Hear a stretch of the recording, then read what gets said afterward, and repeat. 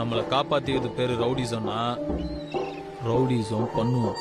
அந்த ஊர்ல அன்பு வயசு பசங்களுக்கு ராஜன் தான் எம்ஜிஆர், ரஜினி எல்லாமே. ராஜன் சொன்னா அவங்க செய்வாங்க.